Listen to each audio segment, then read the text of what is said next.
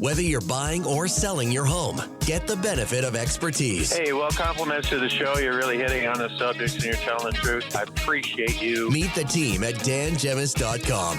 And now, filling in for Dan Gemis, your host, Joyce Blackmere. Welcome back, everyone. Thanks for tuning in today on this lovely first day of fall. I'm Joyce Blackmere, Director of Sales and Broker with the Dan Gemis team. I have Cassie Baggio not in the office, in the studio today. No, just unimpressed at the first day of fall. It's still warm. It's still All warm. right. We have Patrice Surrett, property manager and owner of Goldmar Property Management in Windsor, on the line with us today to talk to us a little bit about leases at the end of the first year. Hi, Patrice. How are you? Good. How are you, girls? Good. So, Good. Patrice, talk to us. Sure. About what happens with leases at the end of the first year. So a lease is for a fixed term, which is 1 year. And at the end of that year, it basically becomes a month-to-month tenancy. So that lease that you sign originally could roll for years and years and years to come. So a couple points to that. It's important to make your lease terms what you want them to be, right? Because you can't necessarily arbitrarily change them. Say the first year is over. I have a lot of landlords say, well, can you send me the renewal contract? But there is no renewal, there is no such thing. So both parties could agree to sign a new 1 year lease to extend the tenancy. And if they agree to change some terms, like say the original lease was that hydro was extra, and the landlord says, well, I want it to be included now, but I want them to pay more, right? Those are all negotiable terms. That doesn't mean you can just do it because their lease is over. Both parties have to agree because, A, it's a new contract. You're tying your tenant into another 1 year, which not everyone wants to do necessarily, right? And you're changing the terms of the original agreement. So it's not arbitrary where the landlord can just change everything at the end of that first year. The first lease you sign stands, and they become month to month for as long as they stay.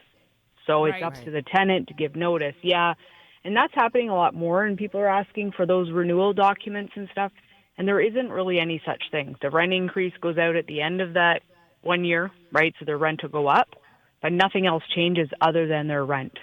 So unless both parties agree, which really, depending what you're offering or asking, tenants might agree to it. But a lot of people don't want to commit to a second year, right? If they're not sure if they're staying, if they're not sure they're staying in town, their jobs maybe change, right? Another 1 year commitment is a lot.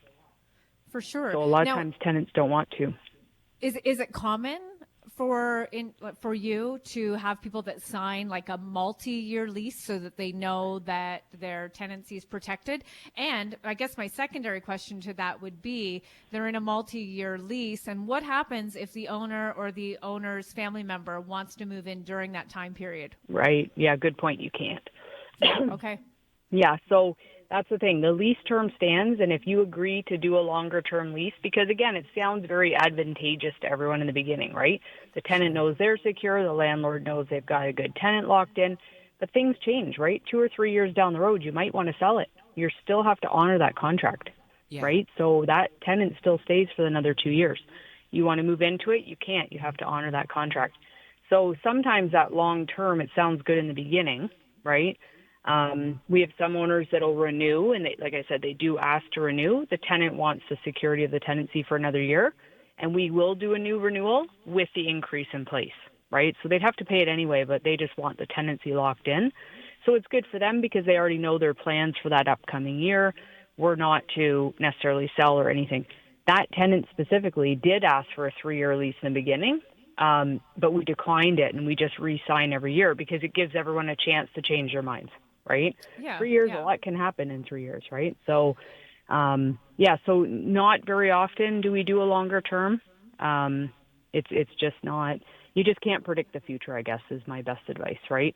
So, yes, it sounds great. You have this tenant locked in, but if you get in a situation where you have to make a change, you're stuck with that tenant.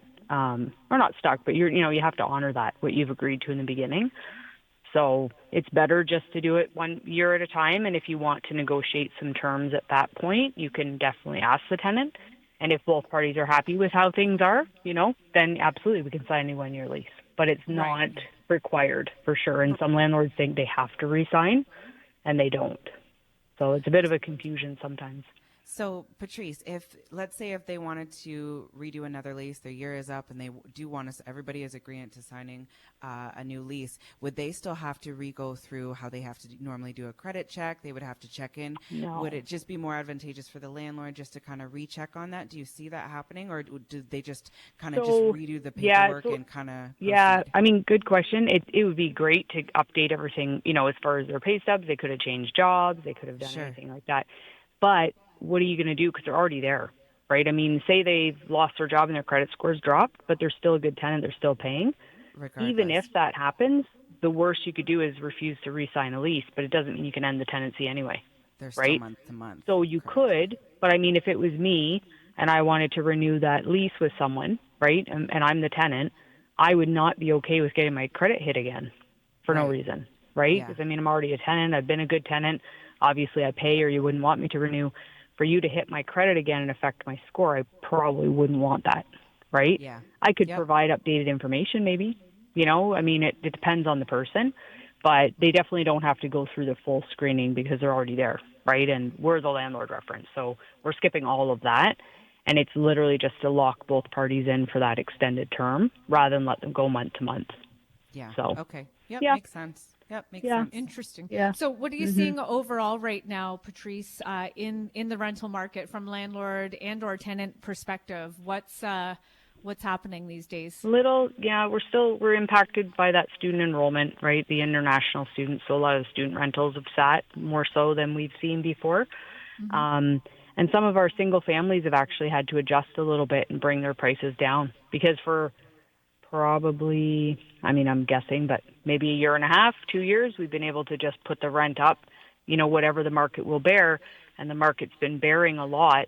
And all of a sudden it's coming to a little bit of and I won't say a grinding halt, but definitely there's been a shift where they sit longer, right? Like we have very nice houses for rent that normally we should have had no problem getting the rent we posted it for. We're getting fewer and fewer showings. And I think it's just the overall effect. Like people are really struggling to make ends meet. So that difference of, $2,300 to $2,500, right? They can't justify. That's a big deal. Yeah, That's huge. Well, it's a huge deal, right? And even though they can't justify it, even though it's a really nice area, really nice house, they're like, well, that's $200 of groceries or school supplies or whatever the case may be. So we're having to kind of rethink those increases as they turn over. And we've rented a few back to kind of what the old tenant who moved out was paying, right? Or within that, instead of a $200 or $300 jump. It's more in line with what they moved out at. Which is hard for landlords because at the same time, we've got the mortgage renewals happening, right? Yes. So they need that, but then tenants can't pay it. So the market's showing what it can bear. And maybe it's there's a little less strength in that market right now. So people are looking for a deal. Like every showing we have, people are trying to negotiate the price of rent. And we haven't seen that in a long time, right? Yeah. So they're trying to get out there and say, well, I'll give you this much. Which landlords are then offended because why should they, right? So yeah. Are you finding different. there's a lot more for lease right now than what you normally see? Yeah.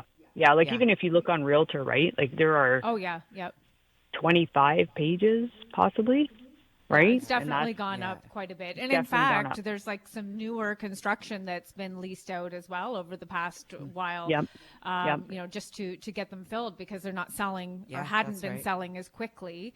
The market definitely slowed down or adjusted, but really, truly, it's not like, I mean, you used the words grinding halt, not quite, but it's just back to normal, right? It's not just, it's not flying like it was during pandemic time and what have you. It's just different. And with the increase in the values, I mean, obviously the increase in the rent needs to go along with that in order to make ends meet from the landlord's side. Yeah. And then from the tenant side, right? Yeah, it is tough. And then from the tenant side, they have to make ends meet on their financials, right? And so we're kind of trying to find that happy medium. But unfortunately, another thing we don't talk about is the insurance rates for rentals now have gone up, right? So, on top of everything, now the banks or insurance companies are like, oh, it's a rental? Well, now your rates are this, right? So that's another factor they're trying to factor in to these houses that they're trying to rent out. And it makes it very hard to find that sweet spot where they're not losing money, but it makes it so that people could still afford it and doesn't sit empty forever. Right. So we're doing And, a lot I mean, more everything of that. goes and, up, right? Yeah. Yeah. Everything goes up. Yeah. Yeah. We just did Yeah. our insurance renewals, and our insurance went up on virtually everything. Yeah. Yeah. So it is tough, when you factor in the cost of just day-to-day living as well on top of everything else. Yep. It's hard. And I mean, I really feel for the first-time buyers trying to get into the market. I mean, I feel for everybody, of course, but I mean, it's a struggle. It's really tough. And, there's definitely work that needs to be done. And we hope that these micro steps I call them micro steps, that are being made by the government with respect to down payments and insurability of mortgages and what have you, that don't come into effect till later in the year. Hopefully those help and make some room for everybody. But I mean, only time will tell, and it all trickles right into the rental market as well. It does. So Yep, it does. Yeah. And it's very, it's very interesting to watch those, with the house prices, and then again, what the rent expectations are, what the affordability is for tenants. Yeah. And, and then we have the unemployment in Windsor too. Like, let's not forget about that. Right. So, we have a lot of people that are unemployed right now, that how could they possibly afford these rents? So, well, that's it's So, we can't house them because they can't afford it, and then owners can't afford to rent them out the rents they were. So, yeah, it's a little bit of a vicious cycle, we'll say. But it's a work the in things progress. that are priced right, they're still moving. We still get a good amount of traction. It's just a little shift in some of our clients. Like, again, the international students, a lot of our big houses in the West End are just still sitting because those groups didn't come this year. So, right. Yeah. All right. Well, Patrice, thanks. You're welcome. Thanks for all the good news. We appreciate you. Yes, no, we You're do welcome. appreciate you. And guess what, Patrice? It's the first day of fall. Whatever. Yay. Yeah. I'm a summer girl. I know you're I'm a you're summer girl, so- summer person too, but Yeah. Patrice, I told Joyce that you and I said we're going to hibernate. Yeah, I'm just like, I don't mind fall, but it just means winter's around the corner. So, It's brewing. yeah. All right. Well, Patrice, thank okay. you so much. Thanks, That's girls. Patrice Surrett from Goldmar Property Management. Patrice, if people have questions for you about property management, how can they reach you? Oh, I think we lost her. Okay. Oh. All right. That's fine. Well, we're going to take a quick break. When we come back, we're giving away a gift card for the Richmond Popcorn Company. What caller should we take, Cass? Number 5. Caller number 5 will get a gift card from the Richmond Popcorn Company. There's still a little more to come right here on the Dan Gemis Real Estate Show.